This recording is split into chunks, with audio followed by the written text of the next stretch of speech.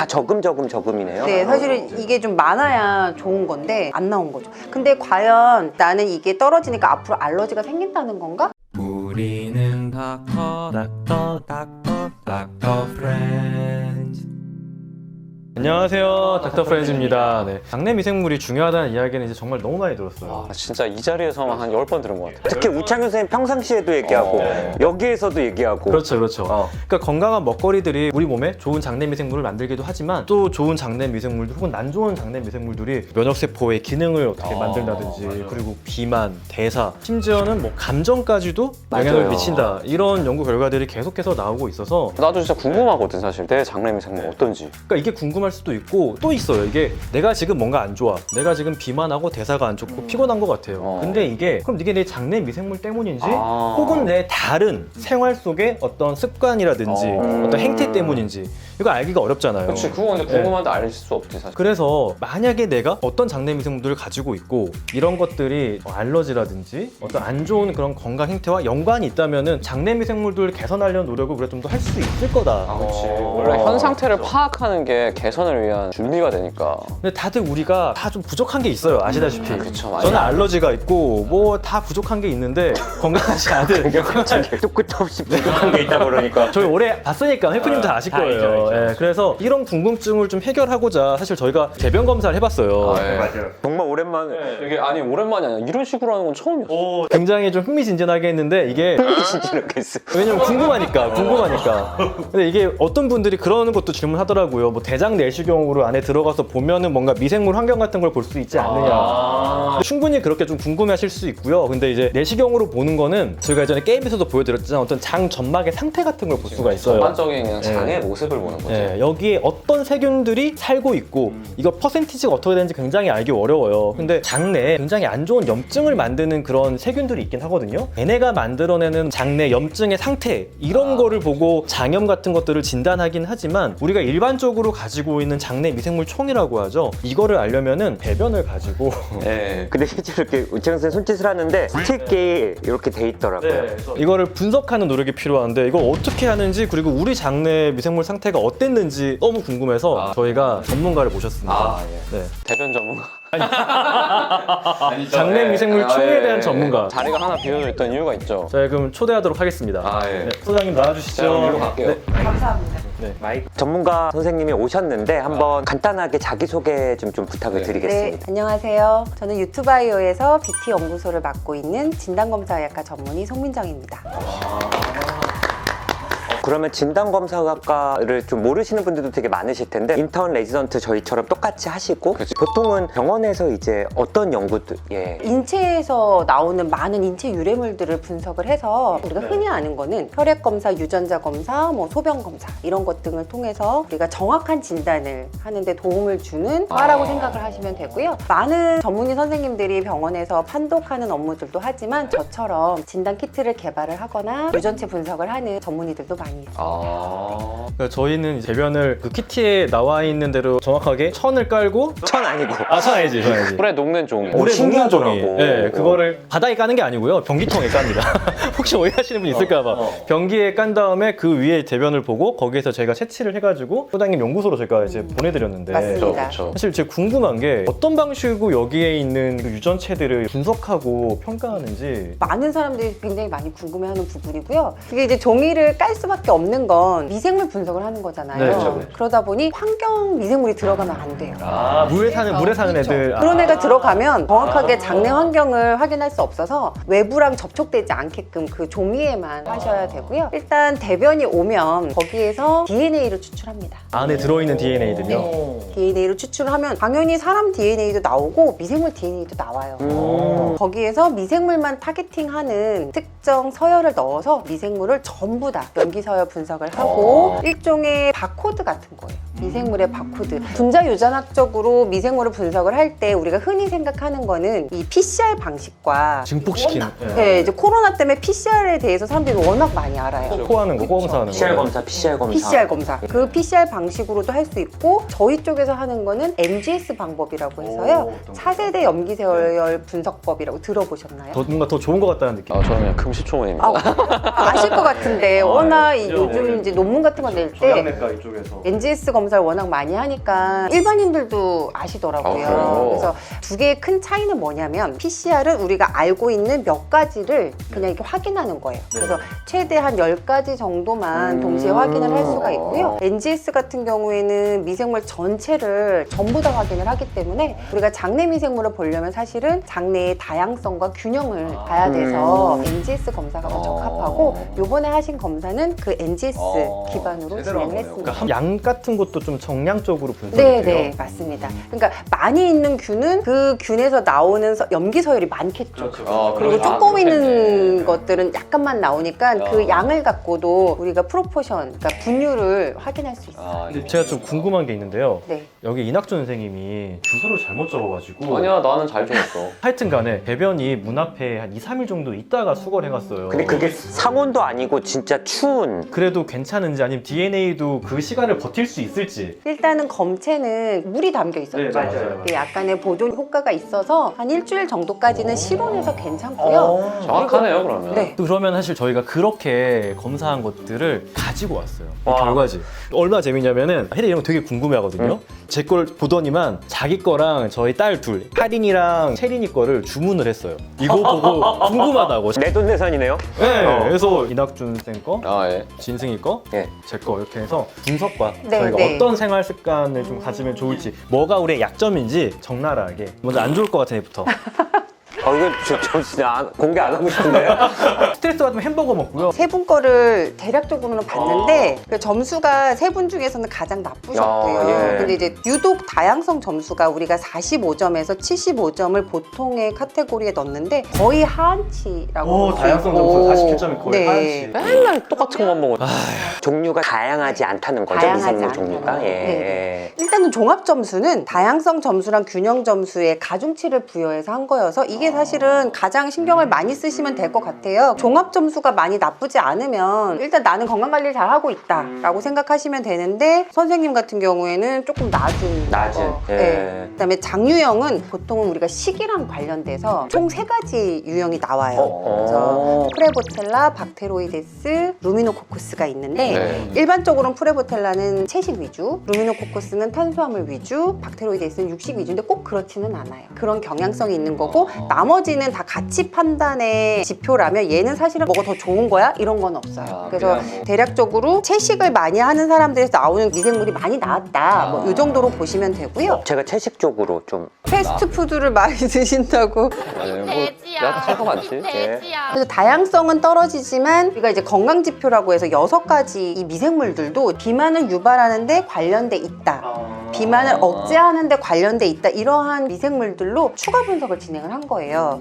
근데 이제 오진 선생님 같은 경우에는 건강 지표 점수는 그닥 나쁘지 않으세요. 그러면 특별히 떨어지는 부분이 없어서 그럼 나는 괜찮은가? 그거는 아니죠. 평균 점수 60점을 나왔지만 다양성이 너무 떨어져서 식습관 개선이 필요하다라는 거고. 그리고 다음 분 네. 이창윤 선생님. 네네. 따로 말씀드리고 싶었던 건 균형 점수가 좀 많이 떨어져요. 저보다 균형 점수가 낮네요. 다양성이 보통 이렇게 높으신 분들은 균형 점수가 이렇게 낮지 않아요. 이게 뭐 어떤 의미일까요? 다양한 나쁜 놈이 있는 건가요?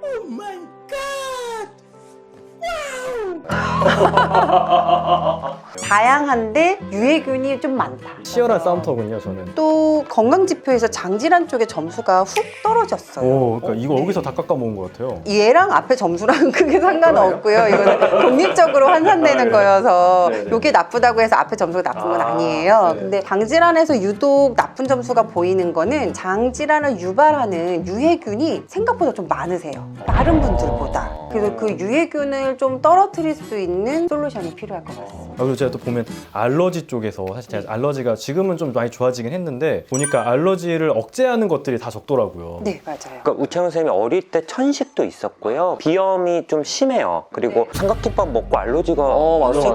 그거 이거 촬영할 때도 몇 번 다 갑자기 막 올라오기도 하고. 저금이네요. 네, 사실은 이게 좀 많아야 좋은 건데 안 나온 거죠. 근데 과연 나는 이게 떨어지니까 앞으로 알러지가 생긴다는 건가? 그렇게 오해하지는 마시셔야 돼요. 네. 왜냐면 얘는 장내는 뭔가를 진단하는 검사는 아니고 이 질병과 관련되어 있다라고 알려져 있는 미생물을 가지고 그게 많은지 적은지만을 분석한 거여서 점수가 꾸준히 낮다고 해서 그럼 나는 이 질병이 생길 것이냐 꼭 그렇게 확대 해석하지 않는 게 좋고요. 다만 이 상태가 유지가 되면 이 질환에 취약할 수는 있어요.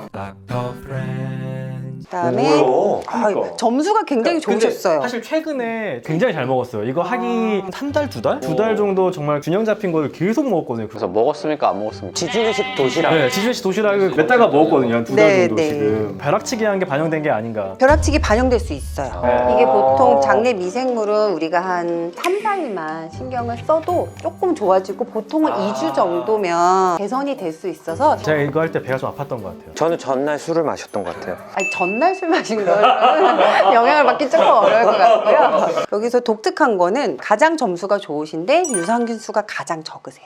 이거 벼락치기로 안 되나 보네. 이거는 근본인가 보다. 숫자가요, 숫자. 숫자가 어. 많은 분들이 내가 먹고 있는 유산균이 실제로 지금 나오는지 되게 궁금해하세요. 다리 잡았나? 네. 또, 자리 잡았나 보고 싶죠. 네. 그래서 그런 취지에서 그럼 확인을 했으면 좋겠다. 그래서 요 검사를 넣었는데 그럼 한 개밖에 없냐라고 생각을 할 수 있지만 사실은 한 개만 있는 건 아닐 수도 있어요. 일단 여기서 먼저 말씀드릴 건 유산균은 우리 장내에 정착하지는 않아요. 장난 안 유산균은 해요? 네. 그래요? 나그네입니다, 나그네. 우리가 유산균제를 복용을 하면 보장균수 100억 네. 먹었으니까 내 뱃속에 이제 유산균이 쫙 코팅이 되겠구나라고 생각을 하는데 우리 장내에는 균이 얼마나 있을까요? 32조. 아니, 오, 잘 아시는데요? 32주 정도. 예, 저도 그 정도로 알고 네네. 있습니다.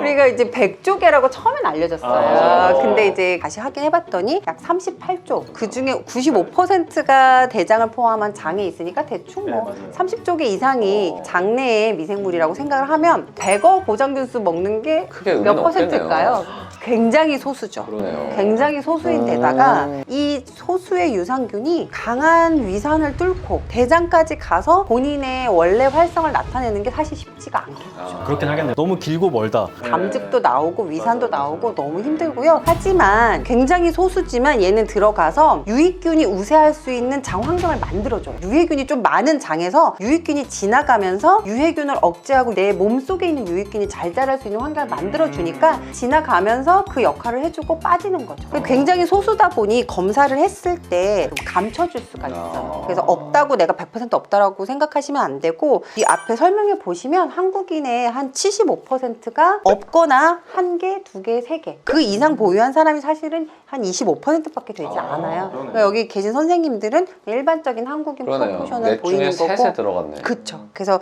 이낙준 선생님 같은 경우에는 검출 유산균 수가 좀 적어서 유산균을 조금 더 복용하시면 좋지 아, 않을까. 예. 제가 그 명심하도록 말씀을 하겠습니다. 네, 드리고 싶었습니다.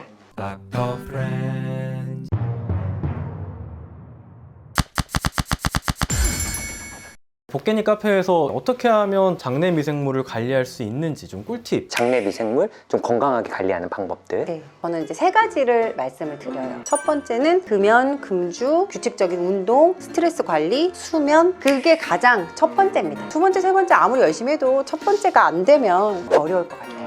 두 번째는 식습관인데요. 꼭 채식만 먹어야 되는 건 아니에요. 그렇지만 채식 위주로 하시면서 장내 미생물 먹이도 먹어주셔야 돼요. 그게 대표적으로 뭘까요? 식이섬유. 식이섬유, 네. 그렇죠. 껍질째 먹는 과일이라던가 이런 걸 통해서 같이 꼭 식사해서 드시는 게 좋고 발효 음식 드시는 거 좋고. 아, 발효 음식. 아까 요구르트 드신다고 네, 했고 저는 굉장히 좋아요. 그래서 유산균이 2개나 나왔잖아요. 아, 유산균 그런가 적용하지 보다. 않아도 낫또 뭐 이런 것. 네네 아주 좋죠. 예. 보통은 발효 음식 하면 미생물이 살아있는 발효 음식과 미생물이 죽은 발효 음식 이렇게 두 가지로 나누는데 말씀하신 낫또 이런 건 미생물이 살아있는 거. 요거트. 미생물이 죽은 발효 음식은 뭐가 있을까요? 청국장. 네. 청국장, 간장 이런 애들은 미생물은 없지만 발효 음식입니다. 그리고 마지막 세 번째가 유산균제를 복용을 하는 거예요. 아, 유산균제를. 앞에 것들을 열심히 잘 하시면 굳이 유산균제를 복용하지 않으셔도 되는데 부족하다 생각이 들면 유산균제를 복용하는 게 좋고 유산균을 복용할 때도 가능하면 내 몸에 맞는 유산균을 선택하시는 게 중요하고 부족하다고 나왔던 것도. 네, 보장균수랑 유산균 개수 그것도 중요하지만 나한테 맞는 유산균을 찾아야 돼요. 저한테 이미 많은 거를 굳이 먹는 것보다는 그렇죠. 그럼 나한테 맞는지는 어떻게 알 수 있을까요? 그러니까 그게 이런 검사밖에 없는 것 같아요. 뭐 검사를 하면 아주 객관적으로 정확하게 현재 장 환경을 확인할 수는 있는데 또 다른 방법이 있어요. 브리스톨 스퀘어라고 알죠. 아시나요? 네, 대변 모양. 본인이 유산균제나 뭐 이런 걸 먹었을 때 뭐 배변 활동에 되게 편안해졌다. 증상이 개선했으면 사실은 그 유산균제 본인한테 어느 정도는 맞다라고 생각해 보실 수 있을 것 같고요. 그래서 이제 본인한테 적절한 유산균제를 선택을 하셔서 드시면 좋을 것 같아요. 또 다른 질문으로는 장내 미생물 환경이 안 좋을 경우 몸이 보내는 건강 신호는 어떤 게 있을까요? 라고 주셨는데요. 사실 이거는 굉장히 알기가 어려울 것 같아요. 내가 지금 뭔가 컨디션이 안 좋고 어떤 상태가 안 좋은 게 장내 미생물 때문인지 혹은 다른 어떤 질병이나 뭐 질환 혹은 다른 건강 행태 때문인지 알기가 굉장히 어려워요. 근데 내가 뭔가 만약 계속해서 불편하고 살이 계속 찐다든지 피곤하다든지 뭐 알러지가 있다든지 그러면은 말씀해 주신 것들을 지키는 게 건강한 생활이 아닐까 싶어요. 아, 그렇습니다. 오늘은 이렇게 소장님을 모시고 저희들의 어떤 장 상태에 대한 이야기도 조금 부끄럽지만 저는 뭐 부끄럽지 않네요. 저도 괜찮습니다. 저보다 더 안 좋은 친구가 있었기 때문에 근데 이게 뭐 안 좋고 이런 걸 비난하고 놀리고 이러는 게 아니라 걱정돼서 검사하면 다 안 좋게 나오니까. 걱정이 돼가지고 정서적으로도 막 혼란하다 그러고 저랑 너무 이상해요 지금. 진짜 걱정하시는 거 맞죠? 아유 나 진짜 걱정해. 연초니까 건강을 관리하는 계기로 한번 삼고 3개월 뒤에 한 번 더 검사해 보시죠. 그러면 2달 뒤에 거의 2주만 또 빡세게 하면 된다고 하니까요. 아니에요. 그래 내가 봤을 때 2주 학생 못해. 소장님 말씀해주신 대로 한번 저도 건강을 좀 잘 관리해보겠습니다. 근데 다 이게 꼭 미생물뿐만 아니라 전반적으로도 다 좋아지는 방법이라 새해 정말 우리가 한번 도전해 볼 만한 그런 건강 습관인 것 같고요. 다음번엔 저희가 또 좋은 이런 건강에 대한 정보를 가지고 돌아오도록 하겠습니다. 감사합니다. 감사합니다. 감사합니다.